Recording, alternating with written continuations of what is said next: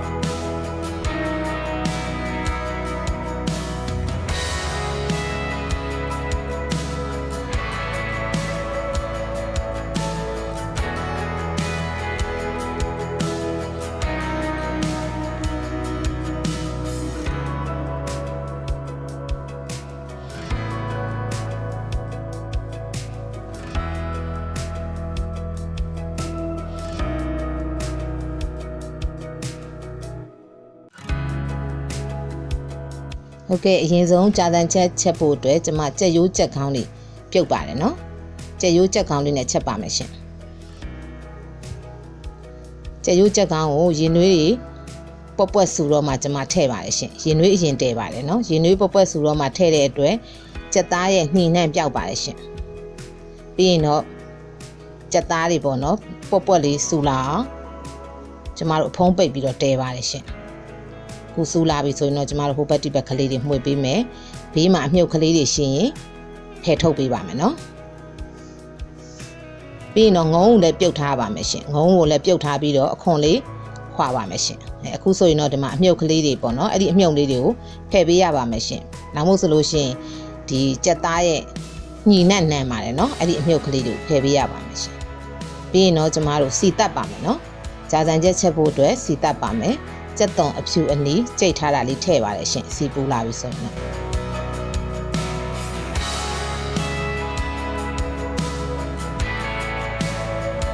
ထုံးစံတိုင်းပေါ့နော်ကျမတို့စီကိုကြာလေးတက်ပေးပါမယ်ရှင်ကြက်သွန်လေးတွေထည့်ပြီးပြီဆိုရင်တော့ကျမဆက်နွင်းထည့်ပါတယ်နော်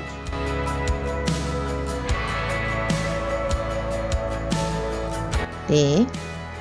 ကြာလေးကြက်သွန်လေးတွေရဲပြီးမှုေးတဲ့အထိစီတက်ပေးပါမယ်ရှင်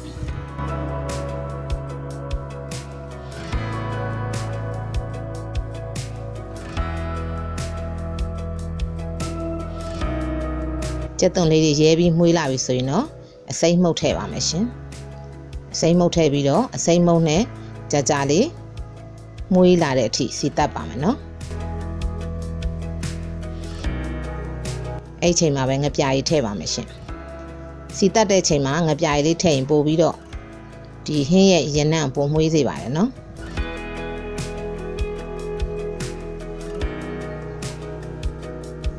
အချုံမုတ်ကလေးထည့်ပါမယ်ရှင်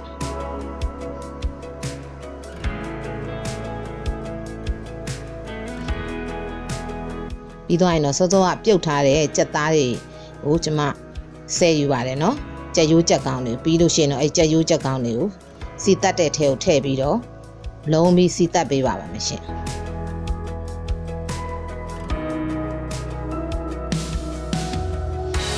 တချို့ကကြတော့လဲအသားနဲ့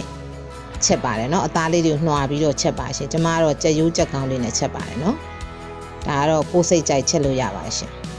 ပြီးရင်တော့စောစောကကြက်ပြုတ်ရည်တွေကျမထည့်လိုက်ပါတယ်ရှင်ကြက်သားလေးတွေကြက်ရိုးကြက်ကောင်းလေးတွေလုံးပြီးသွားပြီဆိုတော့ကျမကြက်ပြုတ်ရည်ထည့်တယ်နည်းနည်းအရည်လေးကလိုအပ်တဲ့အတွက်ကျွန်မရင်နွေးလေးထည့်လိုက်ပါရှင်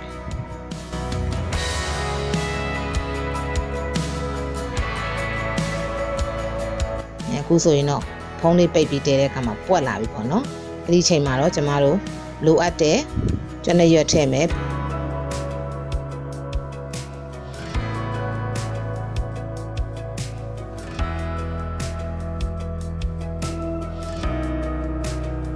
ပြီးလို့ရှင်တော့ပန်းကြောက်တွေထည့်ပါမယ်ရှင်ပြီးရင်တော့ငုံဥတွေထည့်ပါမယ်နော်ကြာစံချက်ကလွယ်ပါတယ်နော်အရင်ကြီးမခက်ခဲပါဘူးတချို့ကြတော့လေငဖယ်ကြော်လေးတွေထည့်ပါတယ်ရှင်ငဖယ်လေးတွေကိုကြော်လိုက်တယ်ပြီးရင်တော့ငဖယ်လေးတွေကိုညှက်ပြီးတော့ထည့်ကြပါတယ်နော်ဒါကတော့ကိုယ်စိတ်ကြိုက်ပါထည့်လို့လည်းရပါတယ်ရှင်ကျမတော့ကြက်ရိုးကြက်ကောင်လေးနဲ့ပဲအလွယ်လေးချက်လိုက်ပါတယ်နော်ပြီးရင်တော့ဂျုံကြဆန်ထည့်ပါတယ်ရှင်ဂျုံကြဆန်လေးတွေကိုတော့ကျမရေစိမ်ထားပြီးတော့ကတ်ကြီးလေးနဲ့နည်းနည်းလေးညှက်ပေးထားပါတယ်နော်အဲဆိုဂျုံကြဆန်အရှည်ကြီးတွေဆိုတော့လေညှက်ပေးရပါတယ်ရှင်နည်းနည်းလေးဒါပွက်အောင်ကြာလေးတည်ပေးရပါမယ်နော်ဒီကျွတ်နဲ့ရွက်ကလေးတွေတို့ပျော့သွားအောင်ပေါ့ကျမတို့ကြာလေးတည်ပေးရပါမယ်ပြီးရင်တော့အရသာအတွက်ကျမကြက်သားမုတ်လေးလည်းထပ်ထည့်ပါရရှင်ကြာစံချက်ကကြက်သားမုတ်ကလေးထည့်ချိန်ပို့ပြီးတော့စားကောင်းပါတယ်နော်အဲ့ဒီအတွက်ကျမကြက်သားမုတ်လေးထည့်ချက်ပါရရှင်ပြီးရင်တော့ပွက်အောင်ဖုံးပိတ်ပြီးတော့တည်ပါမယ်နော်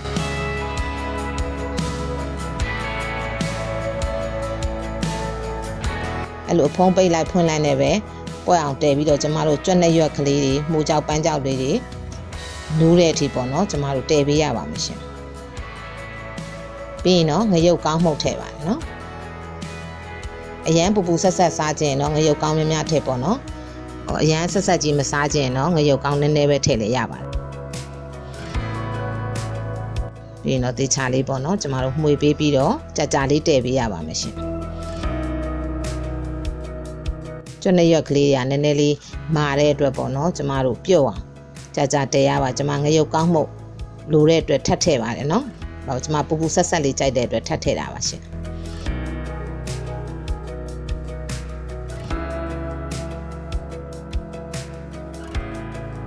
ကြာလေးတည်ပြီးတော့ဒီကျွတ်နဲ့ရွက်ကလေးတွေလည်းနူးလာပြီဆိုတော့ချလို့ရပါတယ်နော်ဟိုဆိုတော့ကျမအရသာမြည်ကြည့်တယ်အရသာလေးနည်းနည်းပေါ်တဲ့အတွက်ကျမကျန်တာမထည့်တော့ပါဘူးเนาะကြက်သားမှုတ်ကလေးပဲထပ်ထည့်လိုက်ပါရှင်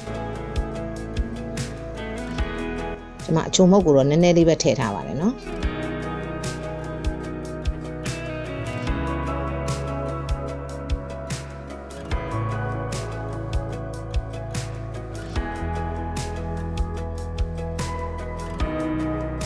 ကြာစံချက်ကလေးကကိုယ့်အိမ်မှာကိုချက်စားရင်များများလဲစားရတယ်တက်လဲတက်တာပါတယ်เนาะ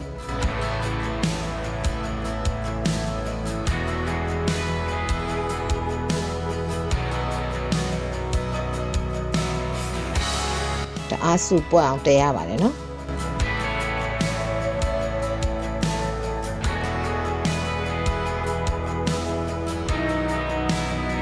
ခုဆိုရင်တော့သူကအကုန်လုံးကျမတို့ပြေဆုံးသွားပြီထည့်ပြီးတဲ့အတွက်မှုကြောက်ပန်းကြောက်ကလေးနူးအောင်မတည်ရတာပါနော်ခုဆိုရင်တော့ကျမတို့ကြာစံချက်ရပါပြီရှင်အဲကြာစံချက်ထဲကိုကျမတို့ကြက်သွန်စိမ်းထည့်မယ်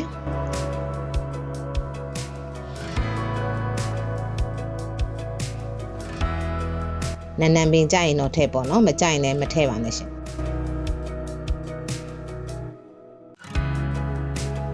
ပြီးသွားရင်တော့တံမယာခြင်းပေါ့နော်ရှောက်ချင်လည်းရပါတယ်နော်ရှောက်သီးချင်လည်းရပါတယ်တံမယာခြင်းညှစ်ပြီးတော့အချင်းကြိုက်ရင်တော့အချင်းများများထည့်ပေါ့နော်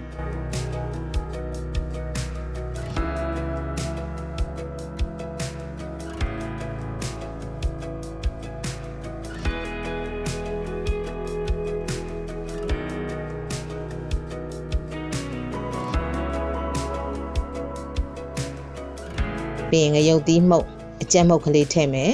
စားလို့ရပါပြီရှင်